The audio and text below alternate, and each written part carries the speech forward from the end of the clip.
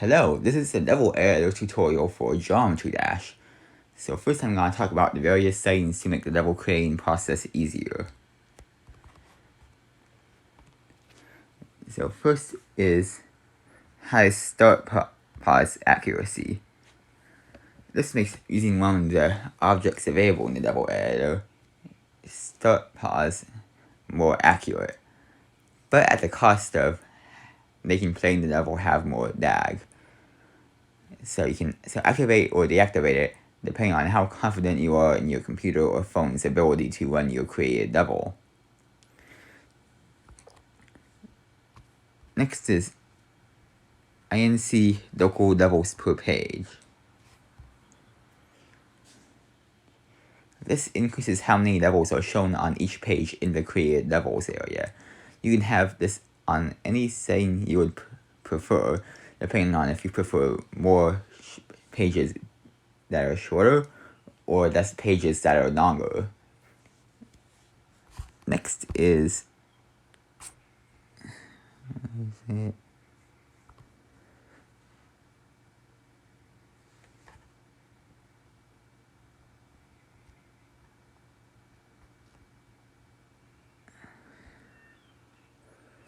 editor hold to swipe. This provides a shortcut to activate the swipe mode in the editor.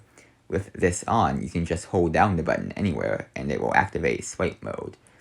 This can either be helpful or can lead to you accidentally activating swipe when you do not want swipe to be activated.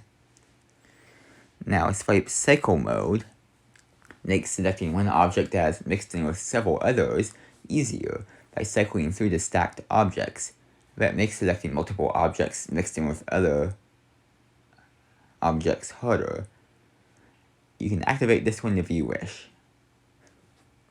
Increased max undo/redo increases the amount of times you can undo or redo mistakes made in the editor. Lastly, smooth fix in editor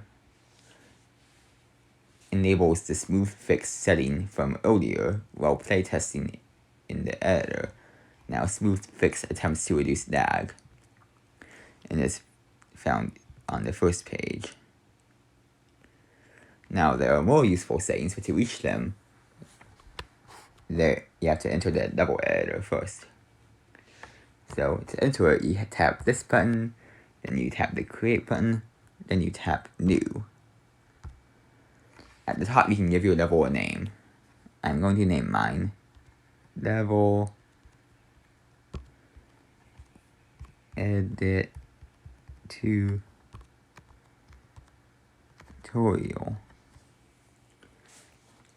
There is a character limit of 20 characters for level names. Now, after naming your level, this button allows playing the level. And this button enters the level editor. Now, in this menu, there are several buttons and settings. Preview mode, when off, has this blank gray background, and color channels show a default color. Also, trigger effects are not shown.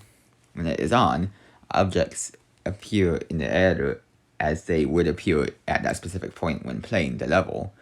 And there is also a line in the background that is the exact point that the preview is set at.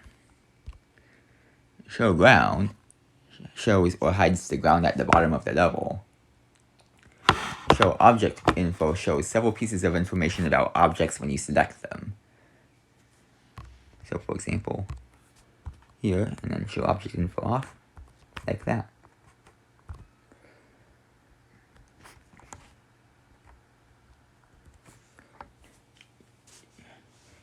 Show grid shows or hides the editor grid.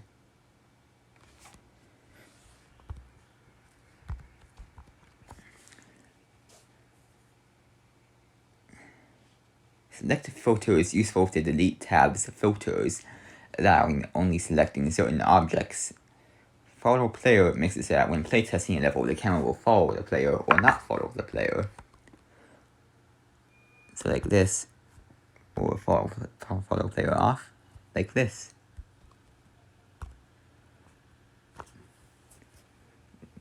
Lastly, ignore damage makes it so when dying during playtesting, it will be ignored.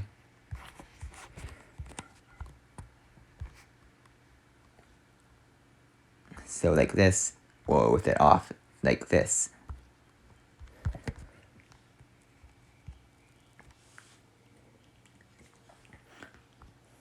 Now, there are more things in this menu, up in the top right. Draw trigger boxes creates a box around triggers set to touch triggered, showing the area the player has to enter to activate the trigger.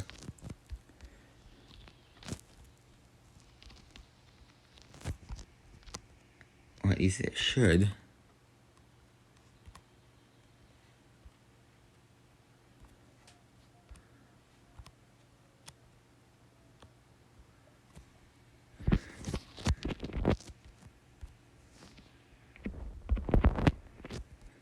Sometimes I think it might be.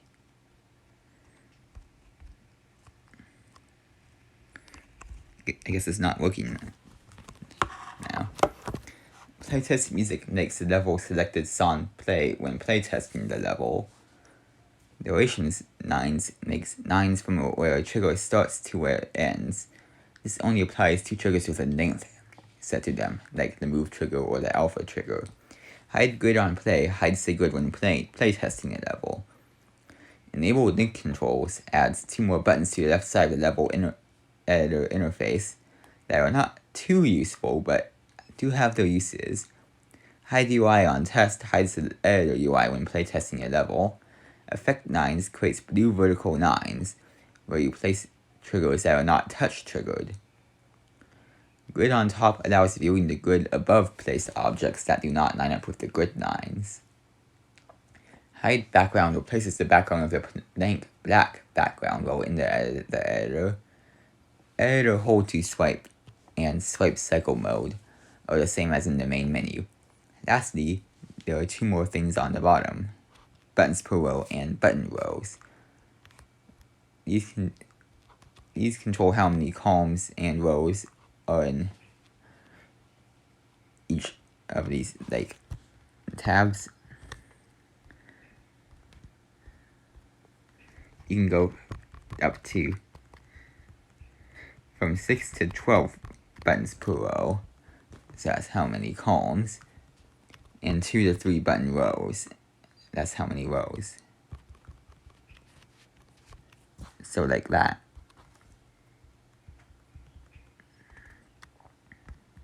Now here's what hide background looks like.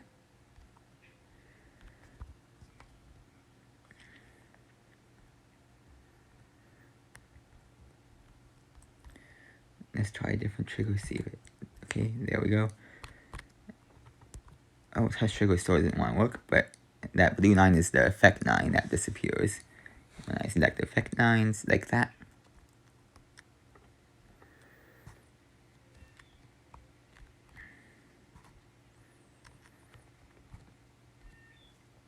Okay, let's try. Wait, nope. Okay.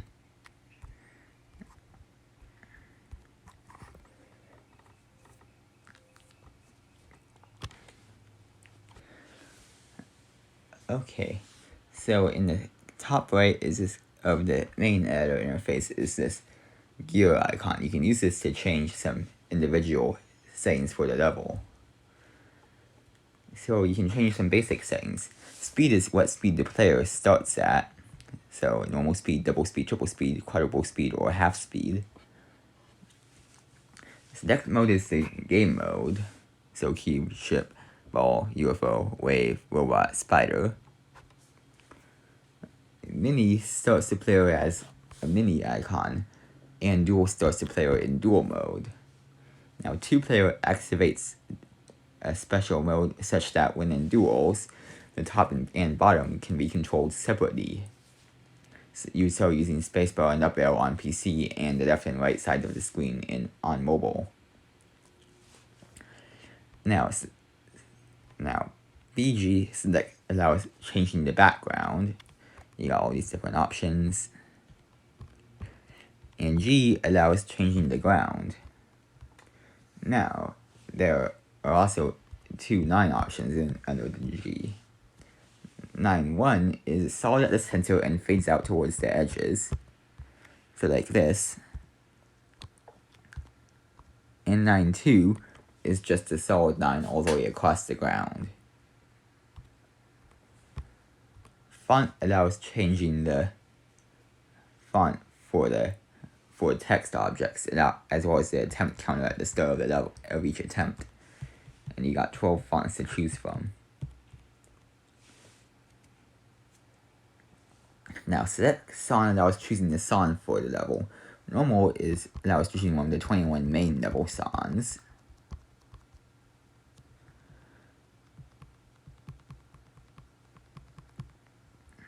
And Custom allows creating, and then Custom allows choosing the custom Son. Here you can enter a Son ID if you know the ID of the Son you want to try. And then there are buttons to go to the website where they're stored, up here. And the saved button allows selecting one of the a saved custom Son from a level that you've already played. Create 9s allows creating guidelines that are then shown in the editor, allowing creating easier sync. Lastly, the gear icon allows setting the start offset, determining where the song starts, and lets you fade in and fade out at the start and the end of the level. Now, select coder allows setting the coders for the starting coders for several coders in the editor. BG is the background coder, G is the baseground coder. Some grounds have a top part and a bottom part, and the top part is G2. 9 is the 9 coder, OBJ is the object coder. 3DL is the default coder for 3D 9s. And then more brings up a menu with all the numbered coder change channels, ranging from 1 all the way to 999. All the way back here.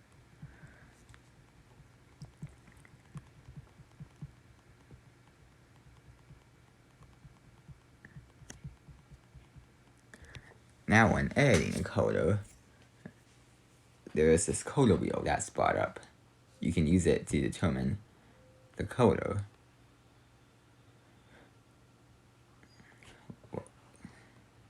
So the center determines light and dark, and the outer wheel determines what the actual coder is. The opacity slider determines transparency.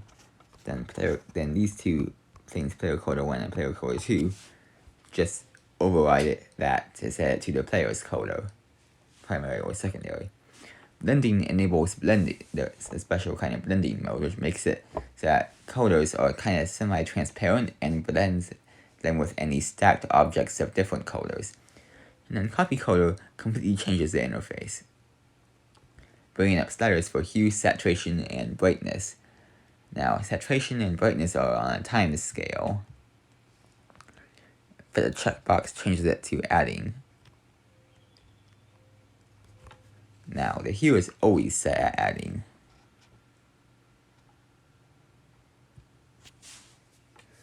Then channel ID allows copying the currently existing coder channel and adjusting the hue, saturation, and brightness to whatever you need.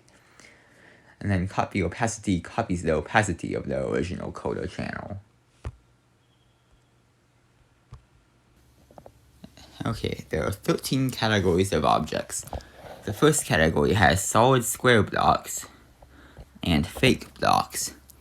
And it also includes some slopes for the objects introduced in 2.1, like these slopes and these slopes. And the edge decoration for the blocks, for some of the blocks added in 2.1. So like these pieces,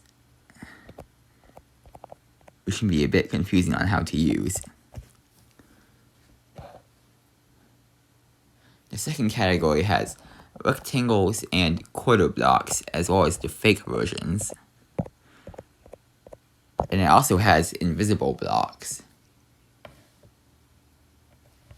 and invisible slopes, and the breakable blocks.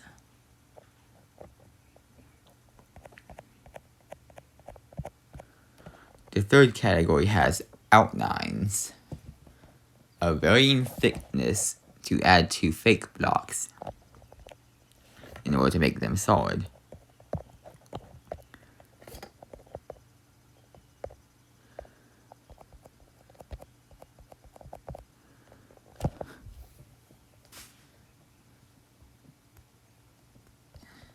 And then you also got different thicknesses here.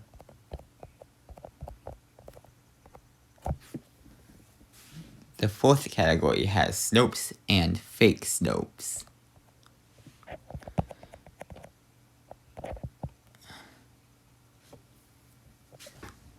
Going up to the 2.0 block designs, with the 2.1 block designs being under the first category.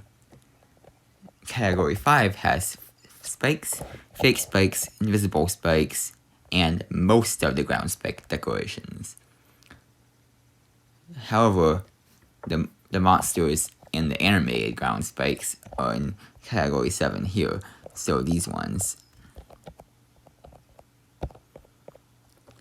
Category 6 has 3D lines that can be added to blocks to make them appear 3D. Category 7 has jump orbs, jump pads, portals, keys/collectibles, and coins, text, monsters, animated decorations, the animated ground spikes, particle effects, so these two blocks, and the DJ, S, and H blocks. Category 8 has ground spike decoration, some of the clouds, more ground spike decoration, and glow. Category 9 has more decoration, from chains to more clouds to rainbows to grass and flowers.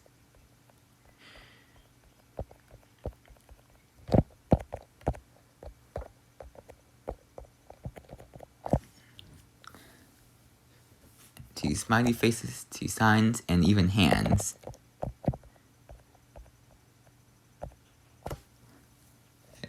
Category 10 has pulsing decoration.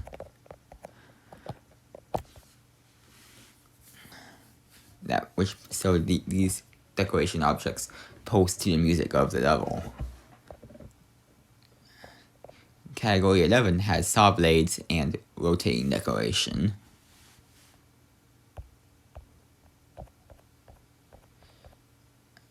Category 12 has triggers, which can be used to add things like color changes and moving objects to a level.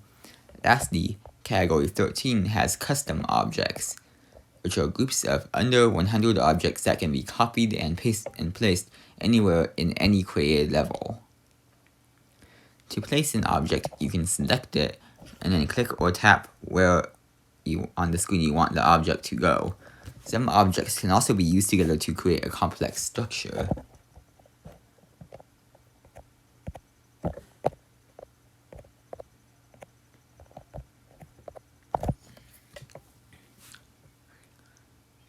Also, a warning, some of the blocks in Category 1 are not solid.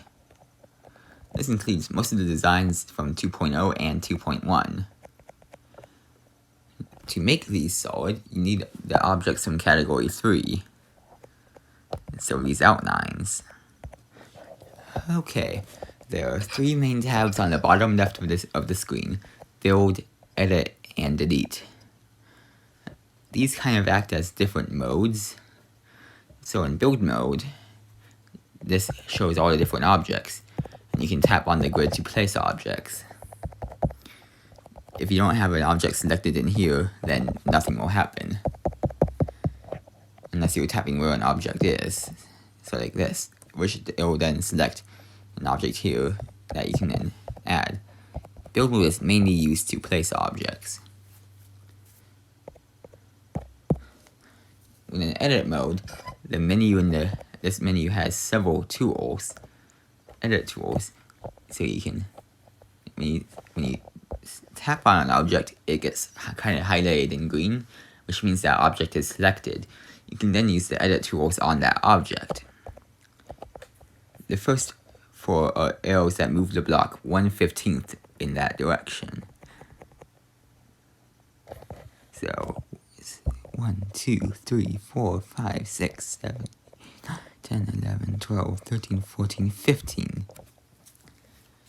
The next four move it 1 block in that direction. Then this one flips the object horizontally, and this one flips it vertically. Then these two rotate it 90 degrees. And these ones rotate at 45 degrees.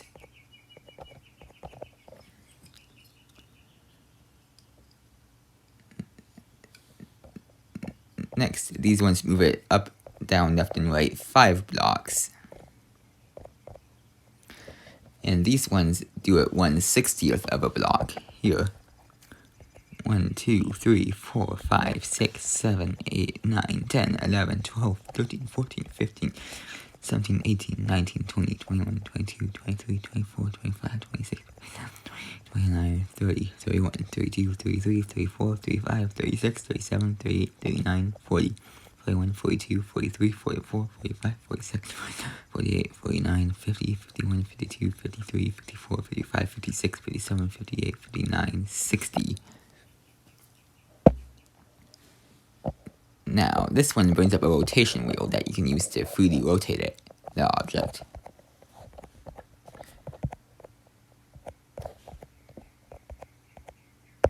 And this one snaps the object's rotation to the nearest slope. Lastly, this one allows scaling the object up or down from half size to double the normal size.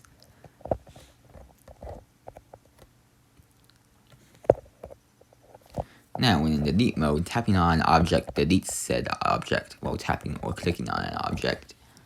Also, if you have selected an object from edit mode, then you can click this button to delete all objects of that type.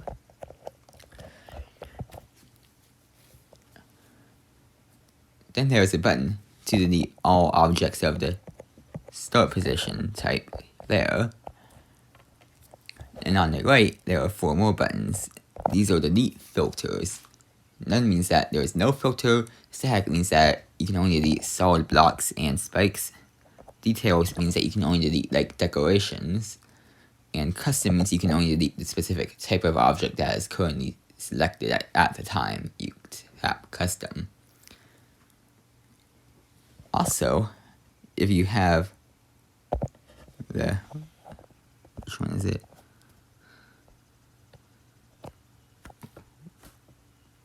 If you have select filter enabled here, then custom will also mean that you can only select that type of object as well, the custom delete filter, which is pretty useful. Now, on the bottom right, there are 4 buttons here. Swipe acts differently in each of the different modes. In build mode, you can just kind of draw and they'll follow, and the block or object will follow wherever you draw. In edit, it creates a rectangle and then selects all objects within that rectangle. And also allows you to manually add multiple objects. And delete, this deletes all objects that you swipe over.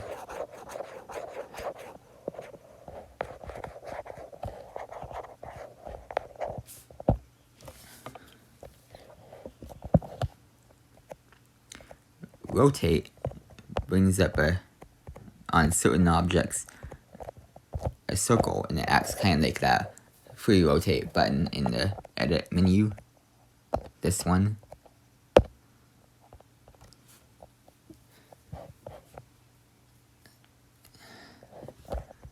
Free move allows you to move an object to wherever you want. And if you have free move and snap enabled, then the object will snap to the nearest grid space after freely moving it. Now here there are even more buttons on the left side of the screen. This one zooms out and this one zooms in. Now if you have multiple objects selected, you can tap this one to chain them together. Meaning that when you select one, the other is automatically selected, and that button unchains them. And those are enabled by the enable link controls under the options, and they won't appear otherwise. This button playtests the level, in which you can then pause and stop. And that button playtests the music, and then you can stop it, and this 9 will appear where the music stopped. This is undo, that's redo, and this is delete.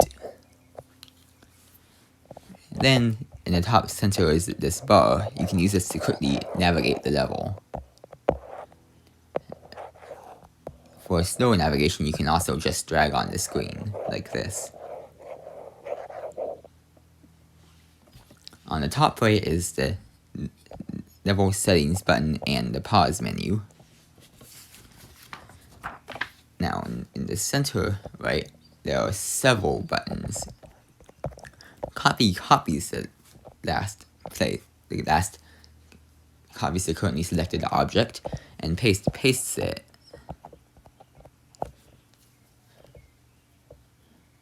At the last selected location. Copy and paste pretty much just creates a copy of an object and at the original's current location. Edit Special works with certain objects and allows editing certain special properties of said objects.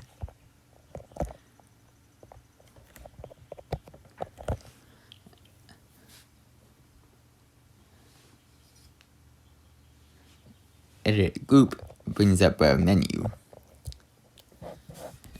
and allows editing several properties of objects. Editor L and Editor L2 allow setting an editor layer, which when you have an editor layer selected, only objects that are not on that layer are invisible and cannot be highlighted to be edited. An object can be part of 2 layers, or if one of them is 0, then well, that one just gets ignored, or if both of them are 0, then it's just that layer 0. Z order and Z layer are used to determine which objects are on top of which other objects. B1, B2, B3, and B4 are below the player, and T1, T2, and T3 are above the player.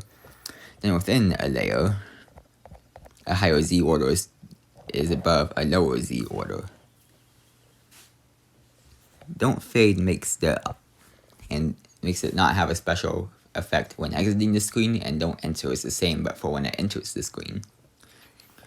Group parent is used with custom objects and centers the custom object at the object you selected, and hide detail adds a low detail mode setting to the level select screen. Selecting this makes all objects marked as high detail disappear. Lastly, add group ID adds group IDs to objects. You can tap them in the menu. Once added to delete them, next free highlights the next free one. You can use these, you can use the keypad. And this button adds them. An object can have any number of group IDs, and they allow interaction with most triggers.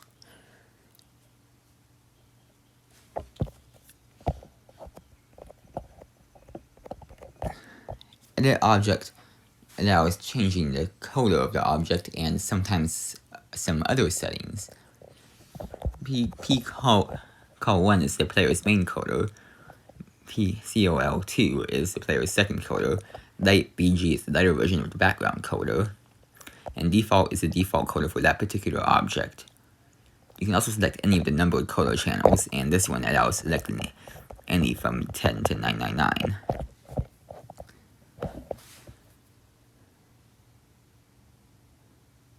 Then the HSV button allows customizing the hue, saturation, and brightness of that particular object without affecting the other objects on that color channel. The next free button brings up the next color channel that is set to white with no objects on it that use it. And the last color channel option allows selecting any color channel. Okay. Copy values copies the color channel, group IDs, Z layer, and Z order of the object. Now paste the group ID, Z layer, and Z order from the last thing that you copied values of, and paste color allows pasting the color copy from copy values.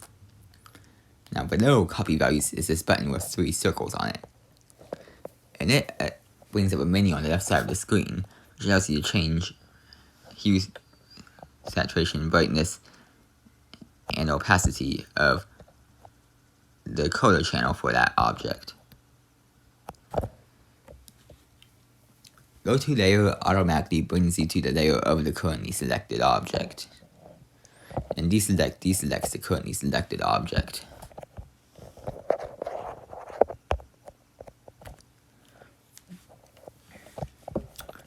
Below these are 3 more buttons and a piece of text. The leftmost button here automatically sets you to show all layers. Then you got all. Then you can use these to navigate between layers, going to 1 all the way to wherever the maximum layer is.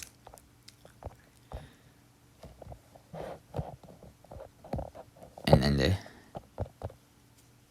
text tells you what layer you're currently showing. Now, there's one really useful object called the start position. It is found at the start of category 12, and when used, the player will start the latest start position in the level.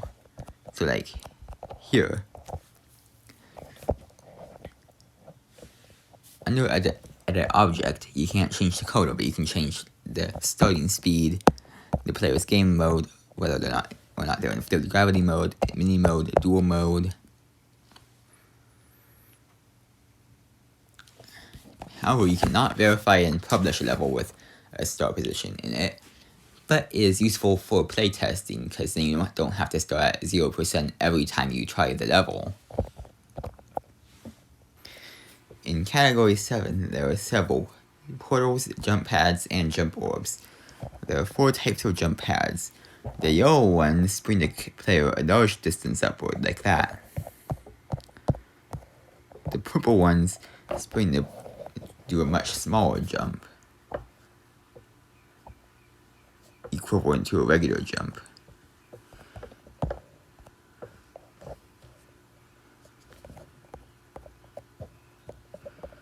Red ones do a very large jump.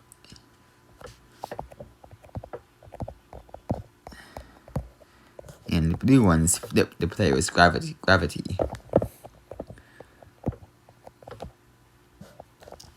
Now, there are 9 types of jump orbs. Yellow ones are the equivalent of a regular jump.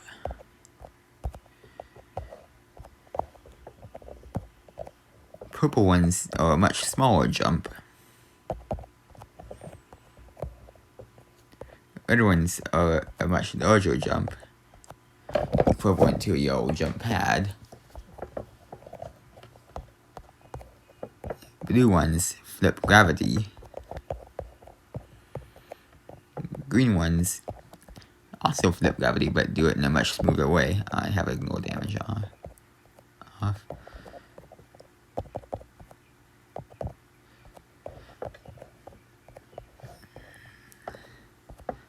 Black one's forced to play it down like that.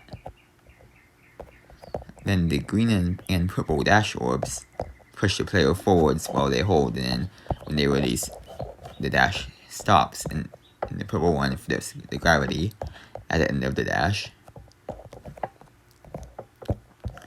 And then lastly, the square one, it has a special thing under it. Special.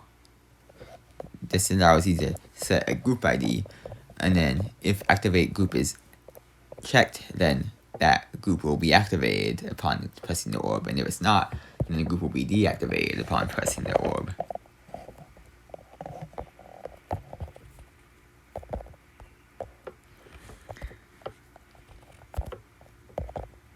So like that.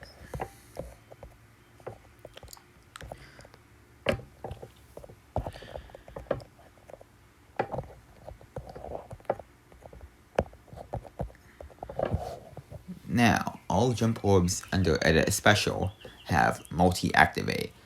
If this is toggled on, then the jump orb can be activated multiple times, which is useful for moving objects.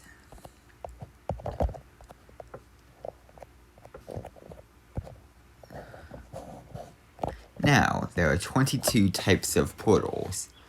The first two switch gravity, so regular gravity and reverse gravity.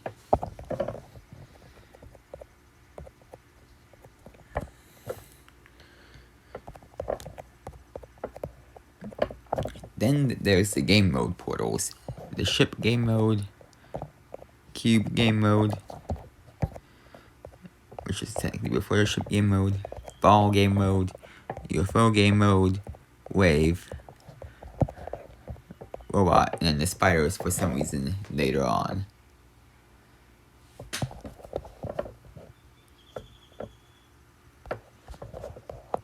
Now, the ship, ball, UFO, and wave have, when selected, have this checkbox appear. Selecting it creates these kind of blue lines that highlight the ceiling and floor of the game mode when you just use that portal.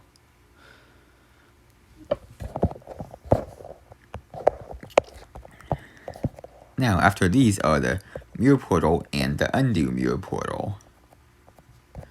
Then there's the big portal and the mini portal.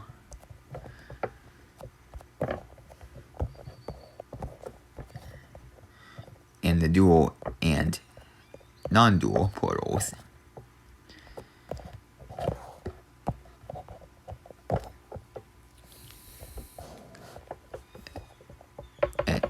So there is no checkbox for the dual portal, so you can't show the bounds for a dual mode the way you can with the game mode portals. Then there is the teleport portal. Initially, when you place it, there is this blue portal. You can move it however you want, and rotate it however you want. The orange portal, however, can be moved vertically, but it can't be moved horizontally. And it also cannot be rotated at all. Instead it follows the horizontal position and rotation in the rotation of the matching blue portal. When you go through the blue portal, you teleport to the orange portal.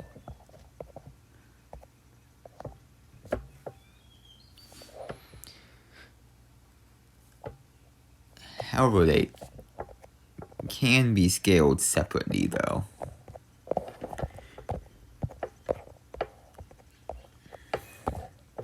And the orange one also cannot be deleted separately.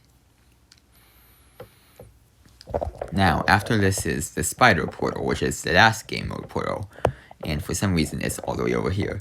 Like the ship, ball, UFO, and wave, it does have a checkbox to show the bounds of it.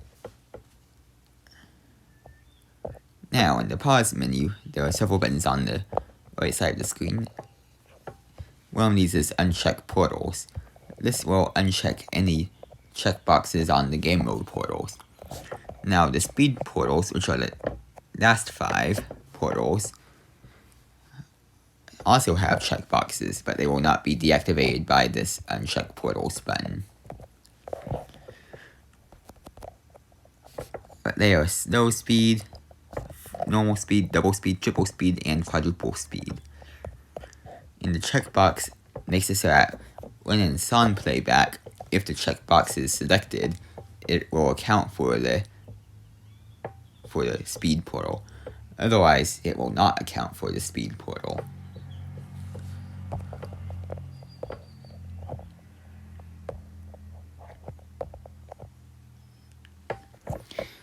Okay, objects can be assigned groups under the Edit Group button. And then these then allow usage with triggers.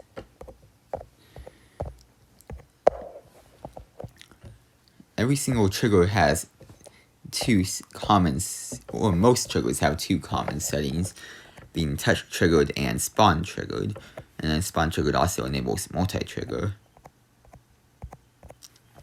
Touch triggered makes the trigger activate when the player touches it. Usually the trigger activates when the player goes under or over or through it. And then spawn triggered allows the trigger to be triggered by other triggers, allowing usage by the spawn trigger. And multi-trigger means that spawn trigger can be used multiple times. First is the trigger I want to talk about is the coder trigger, which allows changing the coder of objects. Coder ID is what coder you want to change. With this trigger, you change coder channels and not groups. And then the plus button allows selecting background, ground 1, ground 2, 9, object, and 3D 9s. Then the two checkboxes for player coder 1 and player coder 2 change to the player's coder. Blending applies blending to the coder, making it semi-transparent depending on the coder. Fade time is how long it takes the coder to change. And opacity is how transparent the coder is. The default button sets it to the coder to whatever it is at the start of the level.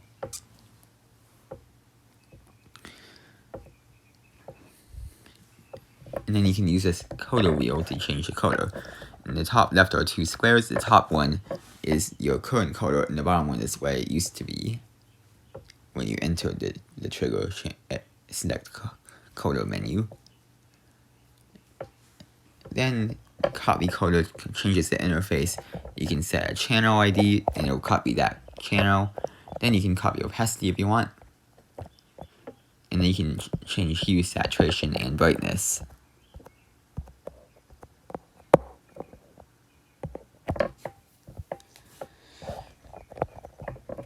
So say I change background to red.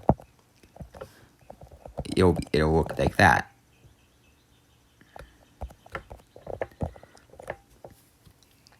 Next is the move trigger, which moves objects.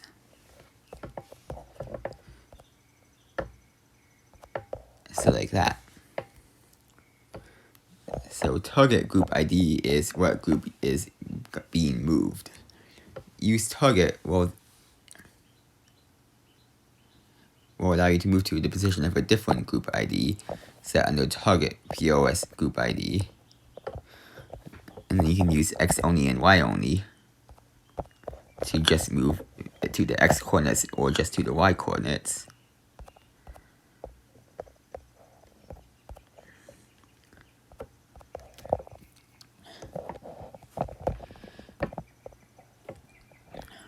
Without use target, you can determine how much on the X and on the Y the object moves, with 10 units being equal to 1 square on the editor grid.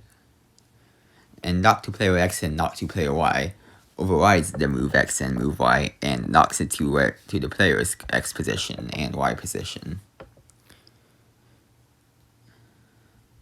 So moving in at the same speed and direction as the player. Then the easing setting allows you to set a special easing for the special in and out effect. I have a demonstration of all of them.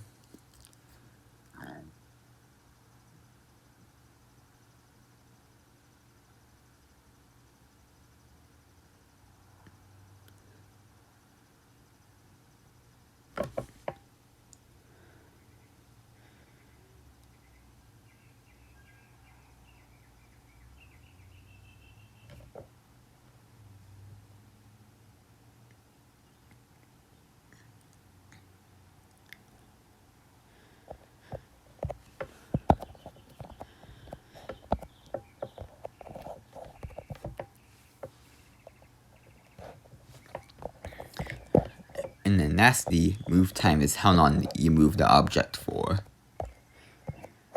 Okay, next is the pulse trigger. This pulses a selected group or coder channel to a selected coder. Now, selecting coder is the same as the coder trigger, but instead of copy coder, there is a button that says HSV here, where under pulse mode, coder is irregular and HSV is like copy coder. Now, fading is how long the coder fades in for. Hold is how long it holds for, and fade out is how long it fades out for.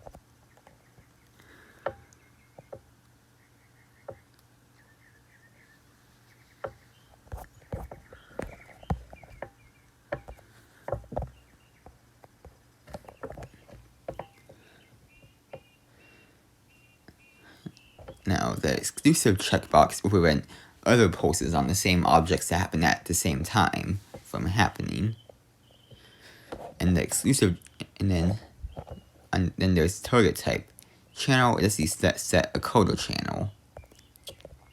And group lets you set a group ID, which will then affect everything in that group ID. Now within that selection group, 2 checkboxes for main only and detail only show up if you only want to affect the main coder or the detail coder. Next is alpha. This one changes the opacity of an object. Group ID is what you want to change the opacity of. Fade time is how long it fades in, and opacity is the new opacity.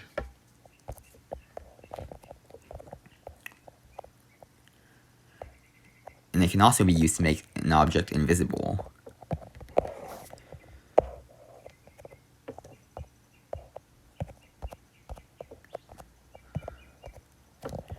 Next is the toggle trigger, which turns objects on or off. When an object is toggled off, it is invisible and cannot be interacted with. Group ID is what group is being affected, and activate group determines whether it's being activated or deactivated. Now, even if it's toggled off, an object can still be affected by other triggers. Next is rotate. The rotate trigger rotates objects. Target group ID is what's being rotated, and center group ID is what it's rotating around. Now, the center group ID must only have one object using that ID, and if it's set to 0, then the target group will rotate each individual object around itself. Easing allows setting a special start and end to the rotation similar to move trigger, and move time is how long it rotates for. Lock object rotation locks objects so that the individual objects don't rotate and instead just move around the center.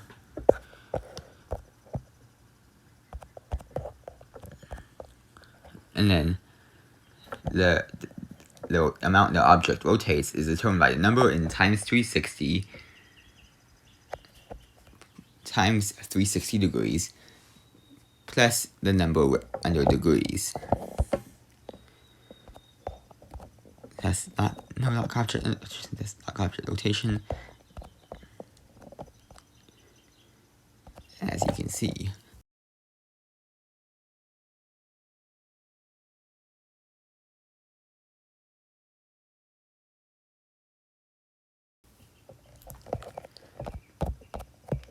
Next is the shake trigger. This shakes the screen, with strength being how long this shake is, interval being how often the screen shakes, and duration being how long the screen shakes for. This shake is only visual and does not affect the gameplay. The animate trigger allows changing the animations on the monster enemies, so on this object and this object.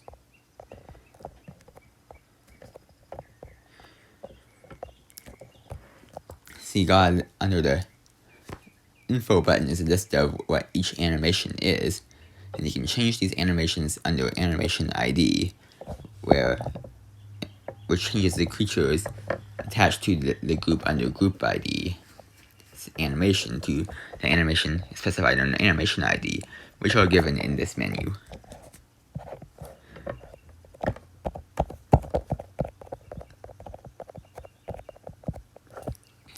Then there's the show and hide player triggers,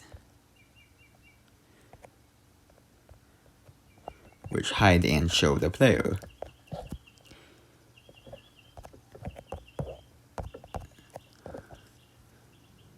These are useful for like a title screen or auto sections or minigame levels. The player can still interact with objects while hidden. It's just a visual change making the player invisible so you can't see the player. And then the last 11 triggers from here to here change the animation of objects entering and exiting the screen.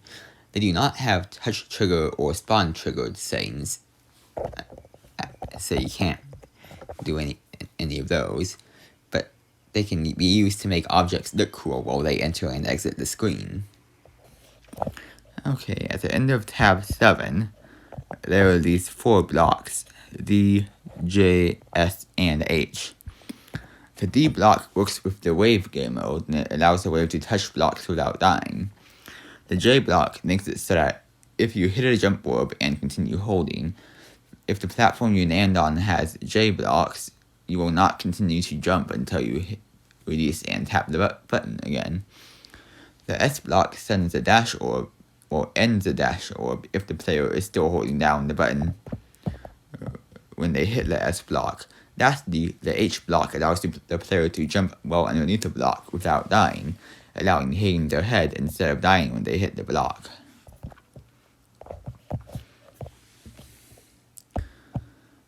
Now, the text showing the block types is not normally present. Instead, they normally are invisible.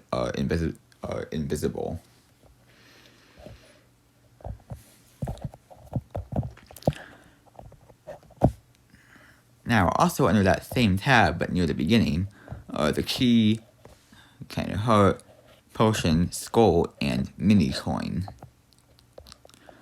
Under the edit special tab, they all have 2 options: pick up item and toggle trigger. Toggle trigger makes it act like a touch triggered toggle trigger, so it turns things on and off. And pick up item allows it to increment or decrement an item ID. Item IDs pretty much store numbers in them, and they're used with the pickup trigger, count trigger, instant count trigger, and the item counter. And then so with subtract count on, then it'll bring the item ID, the stored number, down 1, and with subtract count off, it'll bring the stored number up 1.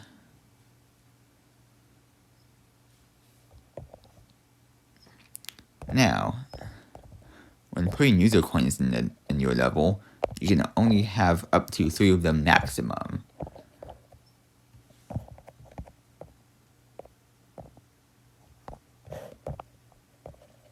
And to verify your level, you must collect all 3 to prove they are possible. However, they can be in separate runs. So here I just beat the level without any coins, and I'm gonna beat it with the first coin and the second coin.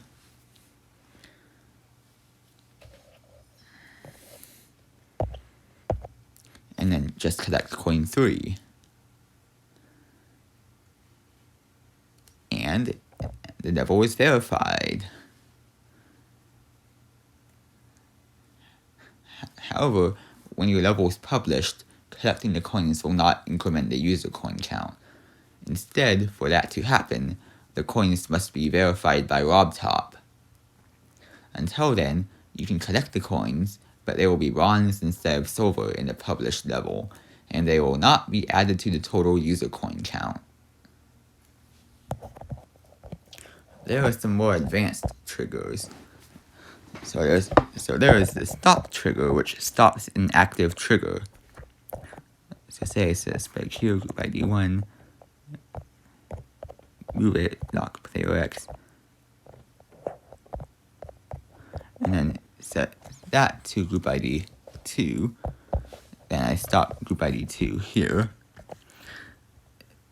the movement will stop when it hits the stop trigger, as any triggers in the group set here will be stopped. Now,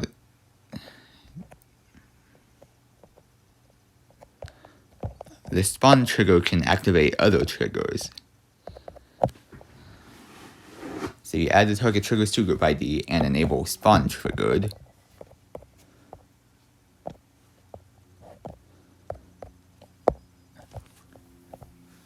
And then they will all activate at once when the spawn trigger is activated. So the spawn trigger activates group 2. Delay adds a delay before activating the triggers, but when they're activated, they all activate at one time without considering the position in the editor.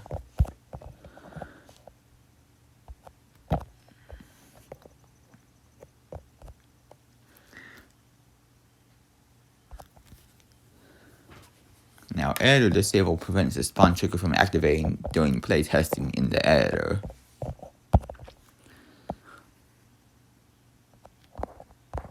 Or at least that's what I thought it did. But that would be then used for performance. Objects set to spawn triggered can also have the checkbox multi-trigger, which enables them to be activated multiple times. Normally, they can only be activated once. But if they're set to multi-trigger,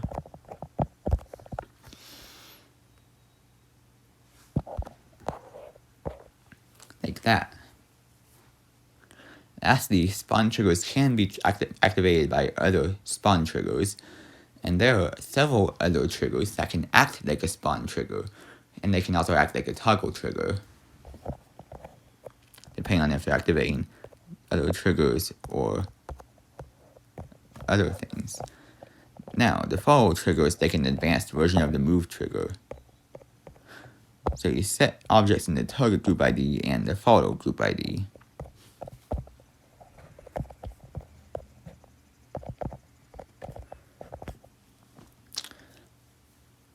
If the follow group ID moves, then the target group ID moves in the exact same way, but multiplied by the amount in the X mod and Y mod. So at 1 and 1, they move the exact same. At -1, they move in opposite directions. And then move time is how long the trigger lasts for.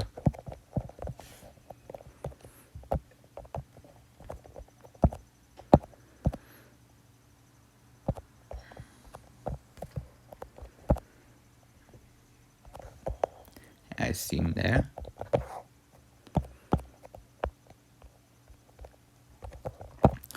Follow player Y sets the target group ID's Y position to the player's Y position.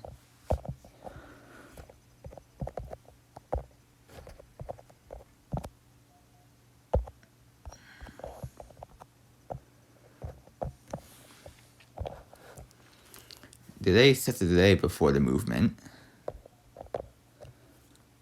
Speed is how fast the object moves.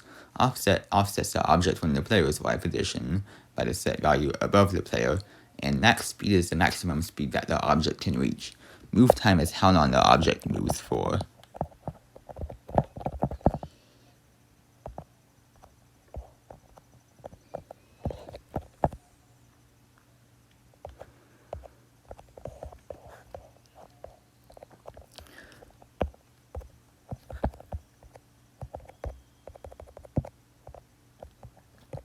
Now, the touch trigger can act like a toggle trigger when used with block, spikes, decoration, or a spawn trigger when used with other triggers. So you can toggle on or off.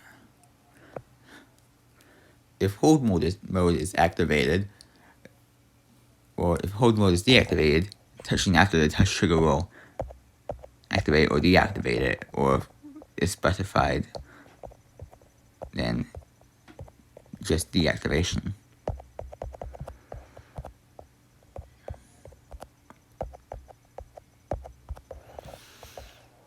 And if hold mode is activated, then holding will toggle on or off the object, and releasing will do the opposite.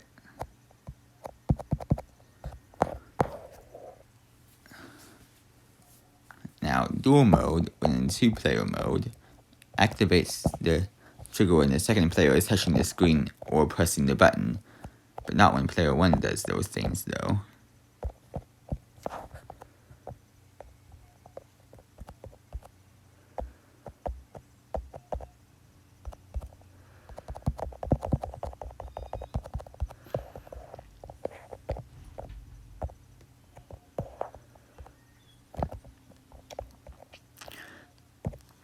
The count trigger can act as a toggle trigger or a spawn trigger. The item ID is a number that refers to a stored number. This is changed either with collectible objects or with the pickup trigger. If it is at target count at any point after the trigger, then the target ID group will be activated or deactivated. Multi-activate allows, after the initial activation, the trigger to be activated again if the item ID goes above or below, and then back to the target count. Now, instant count again acts like a toggle or spawn trigger and asks for an item ID. The target ID is the group that is toggled on or off. Unlike the count trigger, though, this one only checks at the exact moment the trigger is activated. It can also check for equals, larger than, or smaller than, which means that the item ID has to be equal to, larger, or smaller than the target count, depending on which one is checked. Now, the pickup trigger adds to or subtracts from item IDs, allowing choosing which ID to increment, and count is how much you want to add to said item ID. Now, right after pickup is this little thing. Under Edit Special, you can set an item ID, and it will update to display the value of that item ID continuously. So it will always be at whatever the value of that item ID is.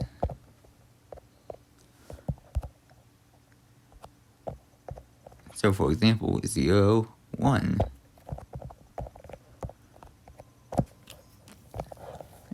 Now I'm going to temporarily skip the collision trigger to show the collision blocks. These allow setting the block ID, which is used to identify the block. Now, if the block moves, then dynamic block must be enabled. Otherwise, it will not activate the collision trigger.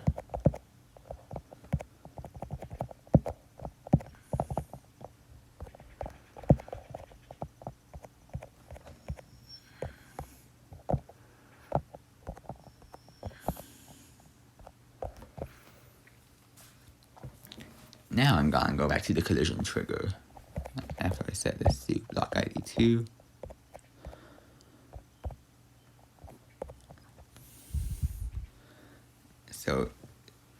So the collision trigger is used with 2 collision blocks. You set block A and block B. And it can be used like a toggle or spawn trigger. It activates when the 2 collision blocks collide with each other. And the target ID will be toggled on or off. Trigger on exit will activate them when they exit each other's hitboxes instead of entering.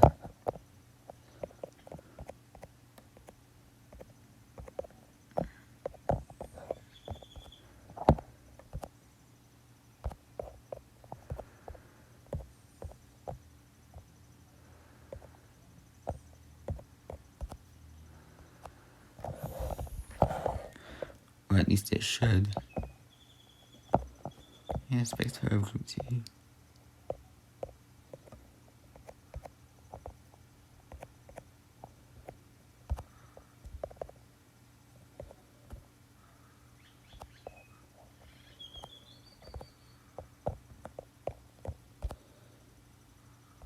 There we go.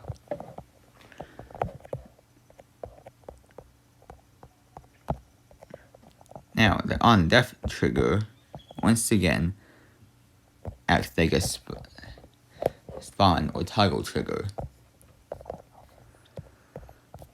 This one, though, activates or deactivates the groups when the player dies, allowing for a custom death screen.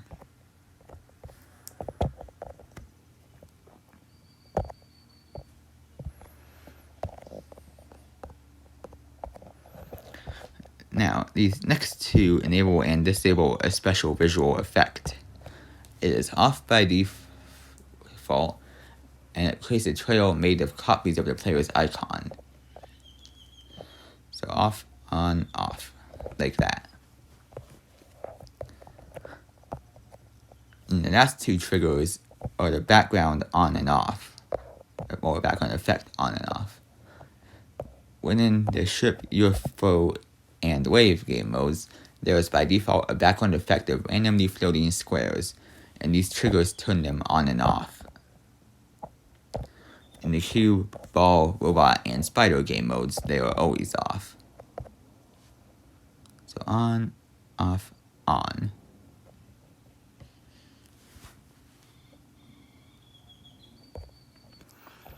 Lastly, if you have a structure, say like this, is set to group ID 1, and moves like a player X, like that.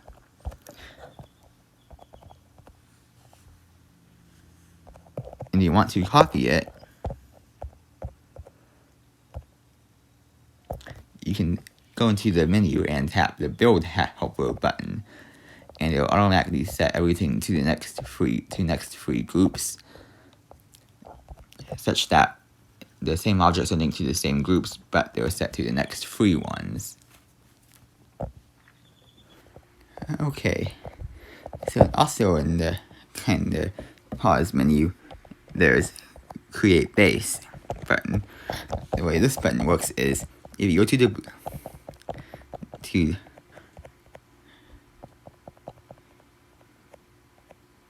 kind of this block design, the way it works is you use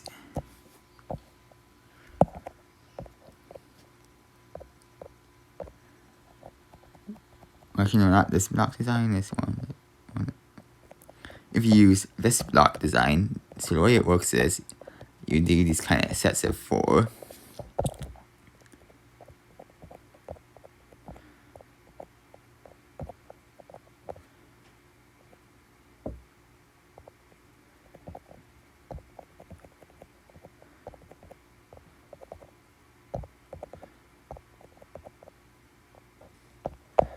Like this.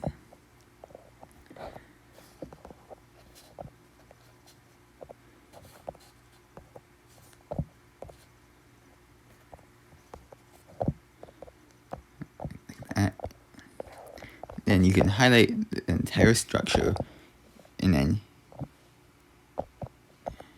create outlines.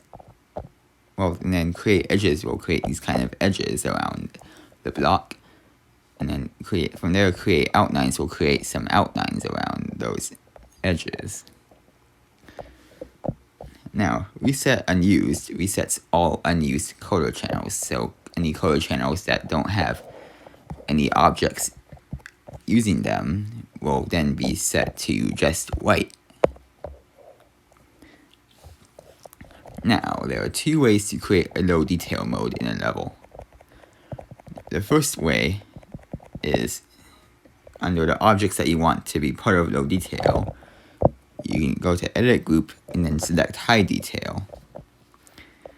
Now, this button will appear here. If you play without that button and uncheck, the object will appear. If you check the box, the object will disappear. This can work with any object. Also, you can set up a toggle trigger here, set it to a group, and to touch triggered. Then you set an object here to signify where it is,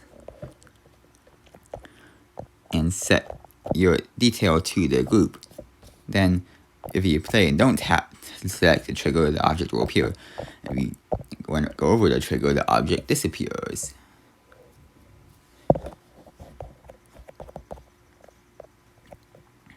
Now, under the 6th tab is 3D 9s. There are different 9 types for different block designs, so you can use the type for the design you are using. And you can also use outlines to add 3D outlines, or to plan out your 3D 9s easier.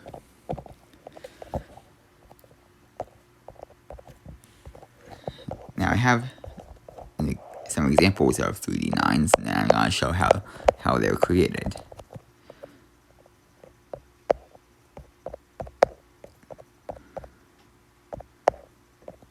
And then put that one there. Rotate this.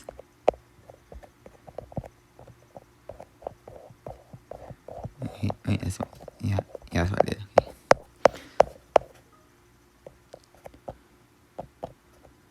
Okay, and then set that up there.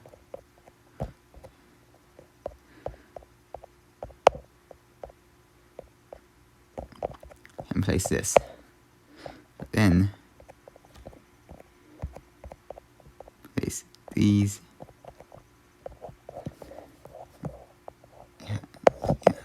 That's that piece.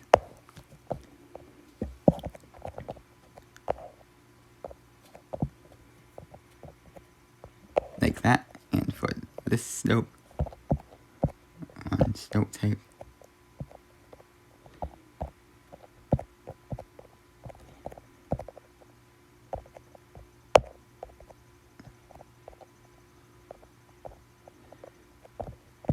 And like that.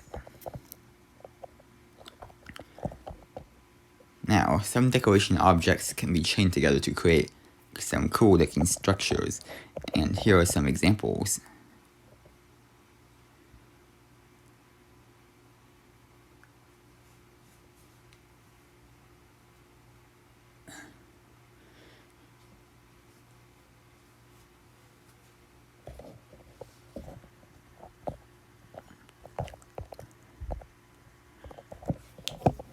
Now, 3D lines can be used to add outlines to fake blocks.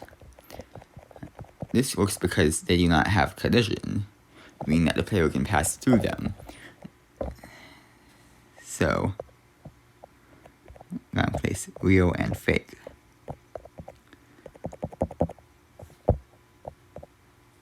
And then add 3D lines to the fake.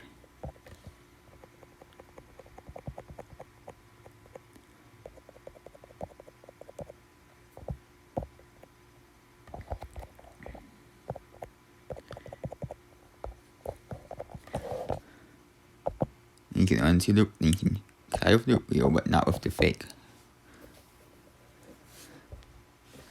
And this makes fake blocks more convincing. Now, for under edit object for solid objects, there's a checkbox in the bottom left corner labeled glow. When checked, there is a small glow around the edges of the blocks, as you can kind of see there.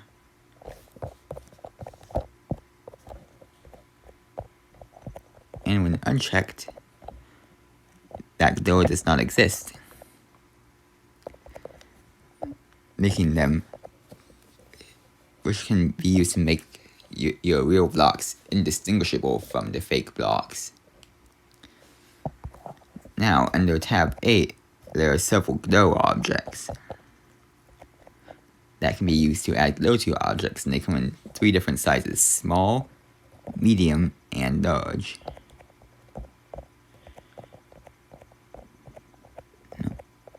Just put that down there. Yep.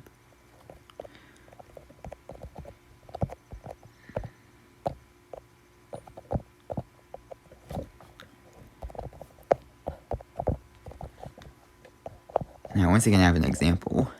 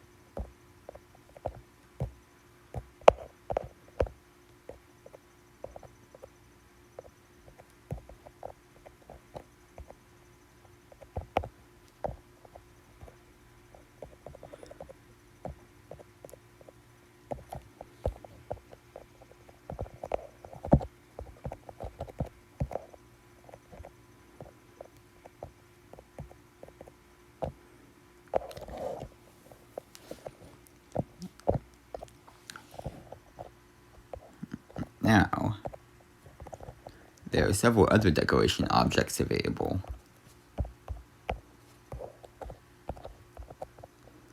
Objects in tab 10 pulse to the music. This cannot be changed.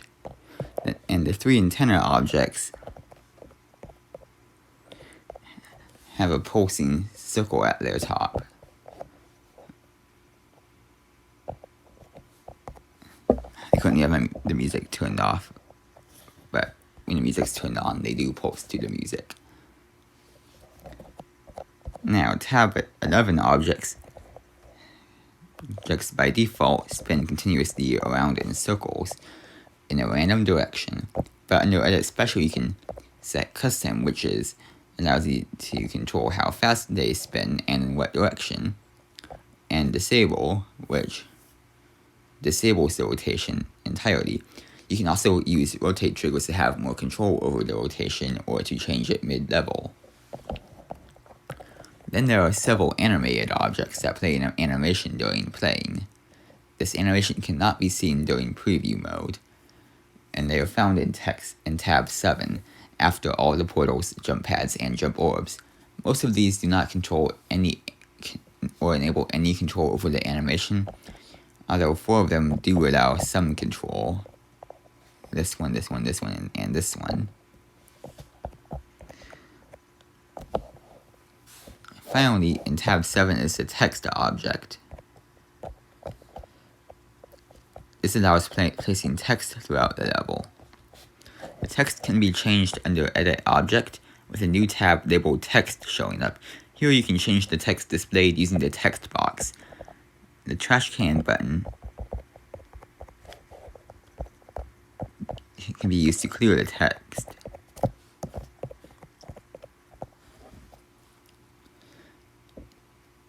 And the split button splits the text at every individual letter, which is useful for adding individual behavior to the individual letters.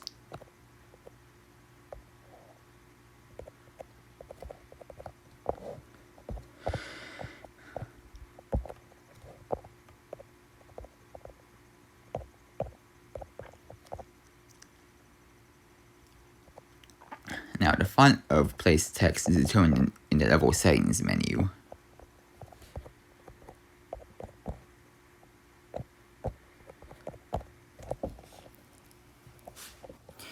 Under the last tab, you can create custom objects. These are made of several other objects put together that can be used in any created level. Each custom object can have up to 100 objects in it, and you can have 100 custom objects saved at once. You can place custom objects just like regular objects. And to create custom objects, you just press the plus icon to add a custom object. And you can place it just like that. And press this button to remove the custom object that you currently have selected. Now, if none of the objects or more than one of the objects have group parent enabled from the edit group buttons, so this one, then the object will snap to the center of the grid. But if exactly one object in the custom object has group parent enabled, then it will be that object that snaps to the grid. Now, custom objects are useful if you have a structure that you use very often in your levels.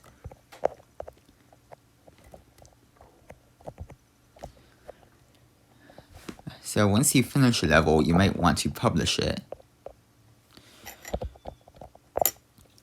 First, to do so, there cannot be any start position objects in the level, so any of those. Second, you have to beat the level in normal mode, so not in practice mode. And third, you have to beat the level with each of the 3 coins, which can be in one run or in separate runs, but they all have to be obtained. Now, under the level's title is a description box. You can fill this in at any time during creation, whether at the start, at the end, or in the middle. Now, the rightmost button is the share button, which allows publishing your level. Here you can suggest how many stars you think your level is worth. And then in the top right corner is the settings button. Here you can set it to unlisted, which means that you have to have the level ID to play the level and can't simply find it in the level search tabs.